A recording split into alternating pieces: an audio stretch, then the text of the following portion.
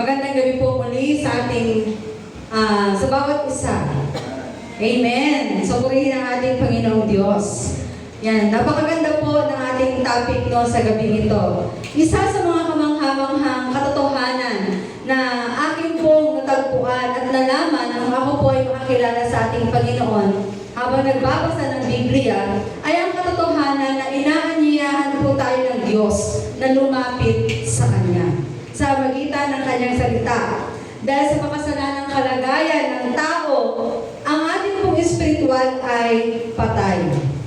Ang tao ay hindi maaaring gumawa ng ibang kaparaanan upang makalapit patungo sa Diyos dahil nga sa ating pagkakasala. But God takes the initiative upang abutin tayo sa magitan ng Kanyang pag-ibig, sa magitan ng Kanyang habag, sa magitan ng Kanyang awa at biyaya, upang tawagin ang mga nawawalang makasalanan tulad natin na lumapit sa ating Panginoon. Bago po tayo magpatuloy, tayo po muna ay manalangin. Diyos na makapangyarihan sa lahat, patuloy po kami nagpapasalamat, Panginoon, sa gabi ito. Sa kabutihan mo, Panginoon, na pinagkakaloob sa bawat isa sa amin. Salamat muli, Panginoon, sa pagkakataon na makapagpahayag ng iyong salita. Dalangin ko, Panginoon, na buksan mo ang bawat puso ng naririto, Panginoon, na tanggapin ang iyong salita. Dalangin ko rin po, Panginoon, na patuloy nawa na ang presensya mong makita, Panginoon, sa aming pong kalagitnaan. Ang dakilang pangalan mo ang aming pong maitas sa aming kalagitnaan. At ikaw po'y mapurihan, Panginoon. Sa magitan, Panginoon, ng salita na ibabahagi, Panginoon, sa gabi ito ay nawa maging kalakasan ng bawat isa sa amin. Alam po namin araw-araw ay nanghihina dahil sa mga pagsubok namin po pinagdadaanan. But Lord, meron kaming Diyos na matagumpay, kaya dapat matagumpay din po kami mga lingkod. Mga lingkod mo, Panginoon. Salamat, Panginoon, sa opportunity na makapaghayag ng iyong salita muli, Panginoon, sa kalagitnaan ng ACCS family. Nawa, Panginoon, ang mga salitang ito ay patuloy na mag-usap, Panginoon, sa bawat isa sa amin. At ikaw po ang mapurihan, Panginoon. Salamat, ito ang aming dalangin sa pangalan ni Jesus. Amen. Ayan. Sa passage po na binasa kanina, Jesus invites two religious men upang pag-isipan ang sinabi tungkol sa Kanya. Binibigyang diin ng talatang ito kung ano ang kalagayan ng tao at kung ano ang awa ng ating tagapagligtas na si Jesus. Bigyan ko lamang kayo ng konting trivia. Ang unang dalawang disipulo na tinawag ni Jesus para sumunod sa Kanya ay sina Andres at Juan, mga mangingisda mula sa Bethsaida. At bago naging disipulo ni Jesus, parehong si Andres at Juan ay mga tagasunod ni Juan Bautista, na dumating bilang saksi upang magpatotoo patungkol kay Jesucristo na tagapagligtas. Bilang mga disipulo ni Juan, alam na nila ang tungkol kay Jesus. Take note ha, alam na nila kung ano ang tungkol kay Jesus. But knowing about Him was not enough. Kaya iba po yung kakilala mo lang, kilala mo siya. Iba rin yung kilala mo siya. Kasi nakakasama mo siya. Okay po? Ibig sabihin, they wanted to know Jesus personally.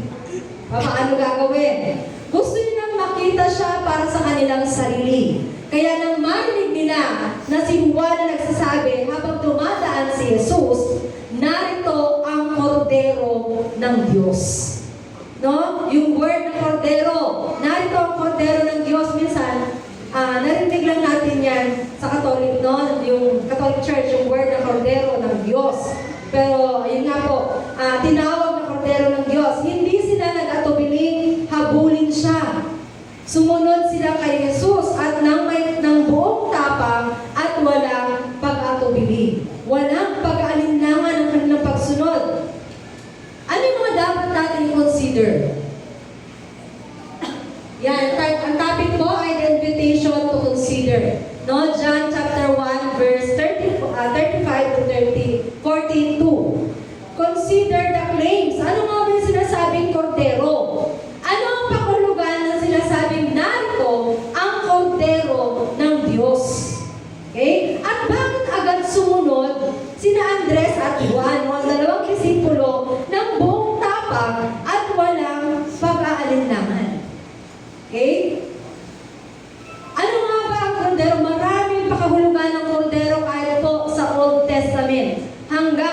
New Testament. Una, He is the Savior of sinners.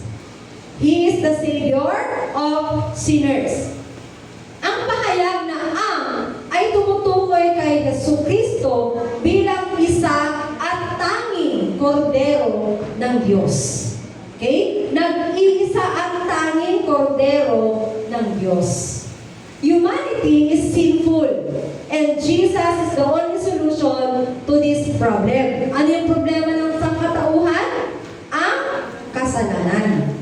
This is why we celebrate Christmas. Baka hindi pa po natin alam, no? Ito ang dahilan kung bakit tayo nag-celebrate ng Christmas. Dahil sa kapanganakan ni Jesus na ating tagapagligtas. Tinubos na tayo sa ating mga pagkakasala. Sabi nga sa Gawa, chapter 4, verse 12, sa Kanya lamang matatagpuan ang kaligtasan, sapagkat walang ibang pangalan. Baka hanapin natin yung pangalan natin doon.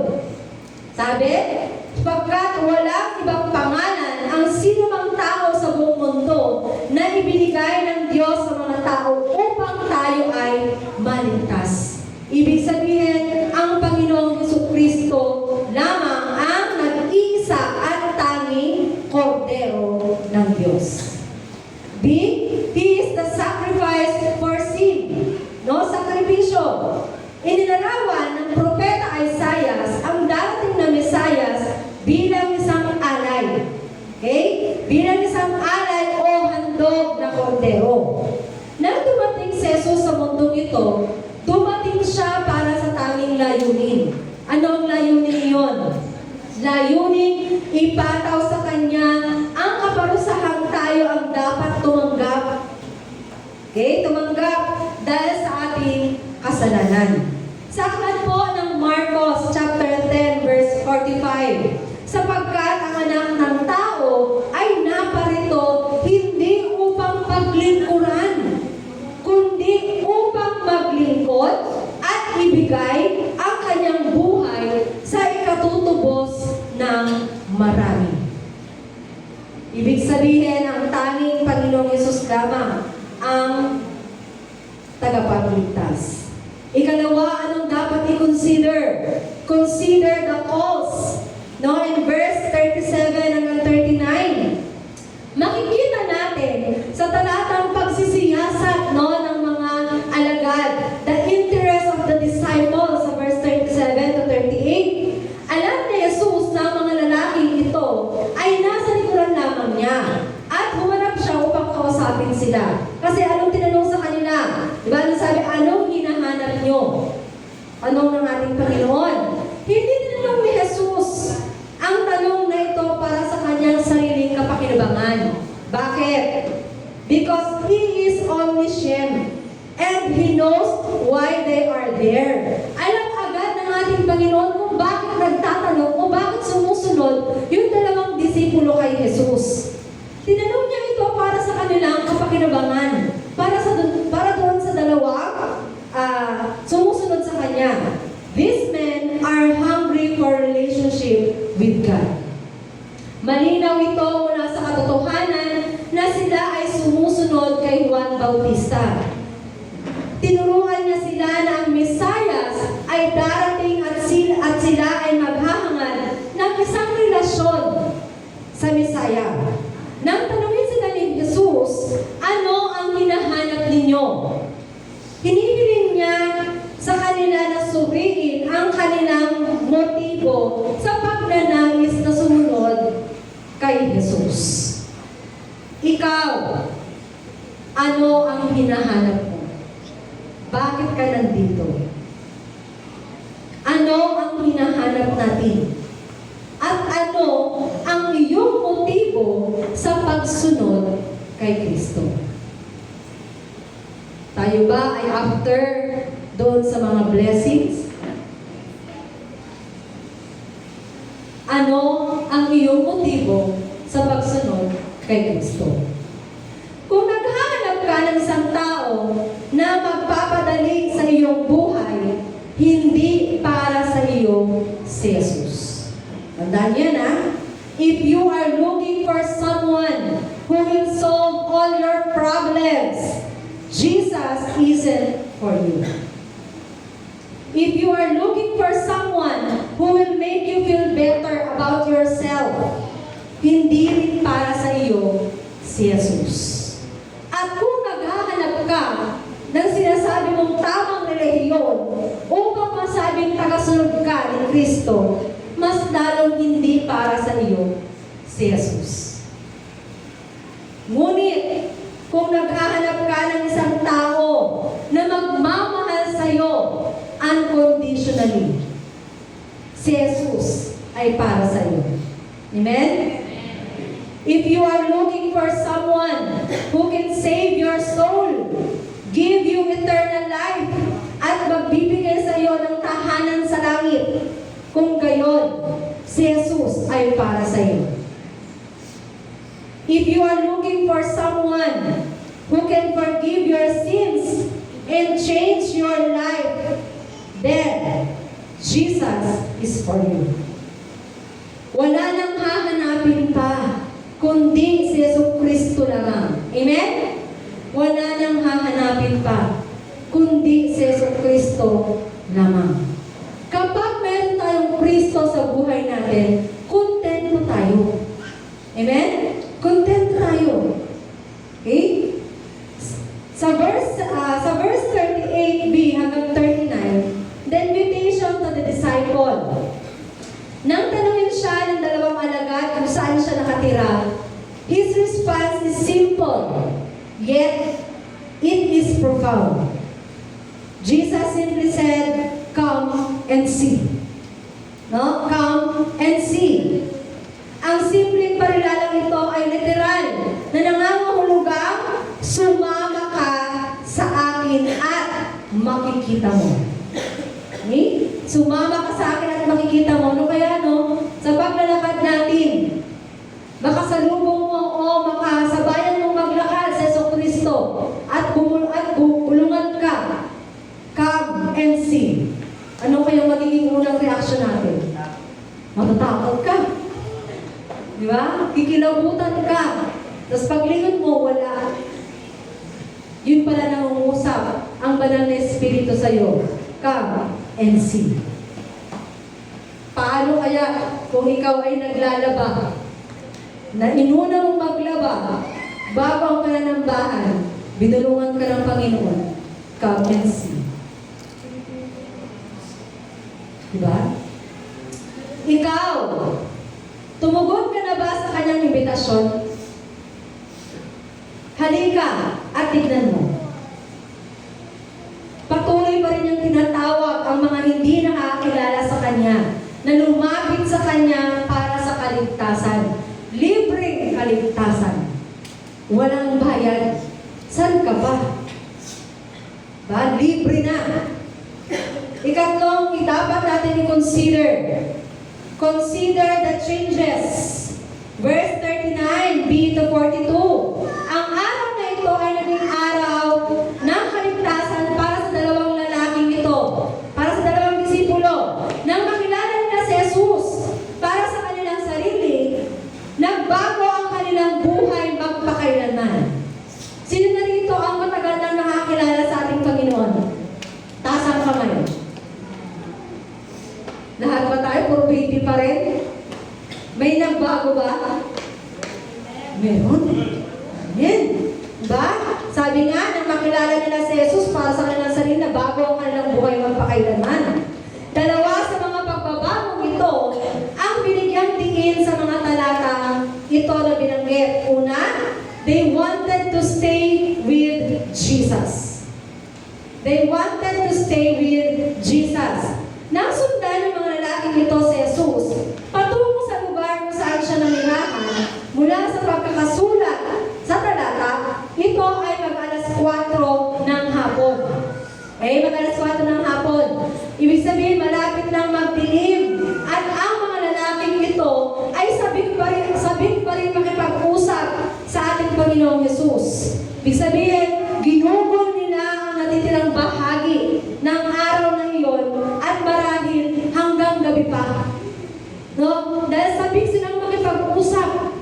Gusto nilang magkaroon ng relasyon sa ating Panginoon.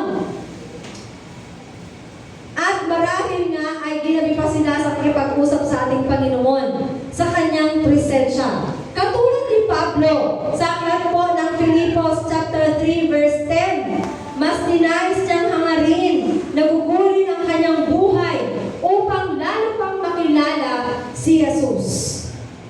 Di lang makilala, kundi maranasan ang kanyang kapangyarihan at makihati sa kanyang paghihirap. Hindi lang laging kasiyahan.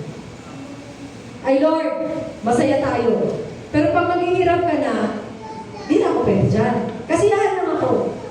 Okay? Hindi po. Kundi makihati sa kanyang paghihirap. They spent the rest of their lives serving Jesus Christ. Sino dito ang nais pang makilala ng ating Panginoon? Amen. Kapag nakilala mo si Jesus at binago niya ang iyong buhay, gugustuhin mong manatili sa Kanya. Amen? Sa Kanyang presensya. Imposible matagal na tayong Kristiyano na nakakilala sa Panginoon, hindi pa rin tayo nagme-meditate ng Kanyang salita.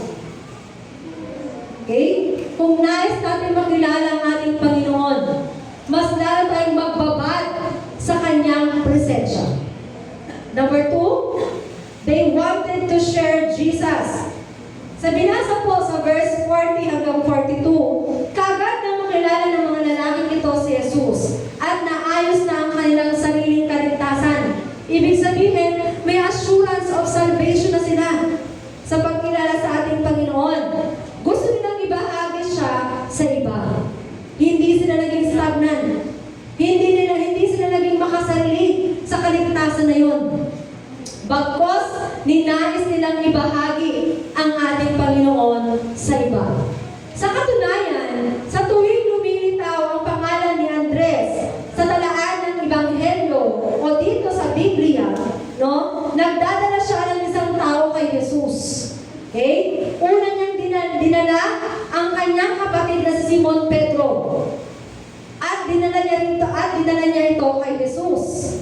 Si Andres din ang nagdala ng batang lalaki na may kaunting tinapay at isda kay Jesus. Si Andres pala yun. Ang kumausap dun sa bata. Ano yung dala ng bata? 5 isda at 2? Sumagot talaga sila. 5 tinapay at 2 isda. Kayo talaga. Nakakalimutan nyo. Okay? So, ibig sabihin, sa Andres pala yung kumausap dun sa bata na may dala 5 tinapay at 2 isda. Hanggang ngayon pala yung mga adult na nalilito pa rin. No? Oo, di ba? Kaya napakahalaga po talaga na magbasa tayo. Okay? So, hindi lang po yan ang ginawa ni Andres. Marami pa siyang mga tao kakilala talagang sinama niya o ipinahayag ang salita ng Panginoon at pinakilala si Jesus. Nang makilala ni Andres Jesucristo, nabigatan ang kanyang puso na ibahagi ang kanyang tagapagligtas sa lahat ng kanyang kakilala. Alam niyo ba, ganun din ang layunin ni Jesus sa iyo. Sabihin mo sa katabi mo, may layunin si Lord sa iyo. Kaya huwag kang tutulog-tulog. Yan. Ganyan ang layunin ng ating Panginoong Jesus sa buhay mo. Ibig sabihin, may purpose ka. Okay, may purpose ka. Kaya gising. Kapag nakilala mo siya, gugustuhin mo rin ipakilala siya sa iba. Amen? Gusto niyo bang tayo lang ang ligtas? Kaya nga nag-invite tayo, di ba? Kasi gusto natin ipakilala ang ating Panginoong Jesus sa iba. Magkakaroon ng nag-aapoy na pagnanais sa iyong puso na ibahagi ang dakilang Panginoon sa lahat ng iyong kakilala. Imposible namang isa lang ang kakilala niyo. Marami. Diba? Kaya challenge yun ng ating Panginoon na ipakilala siya sa inyong mga kakilala. This desire to share the Savior with others is a good indication of your relationship with Him. Anong ibig sabihin? No? Alam mo na, secure ka na, may assurance of salvation ka na.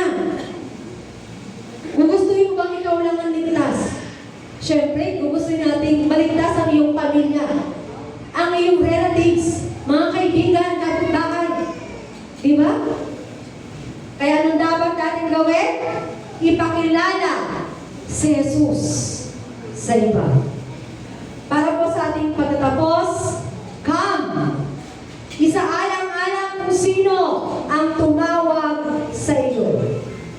Hindi sapat na kilala lang natin si Jesus, kundi lumapit tayo sa Kanya at kilalanin siya.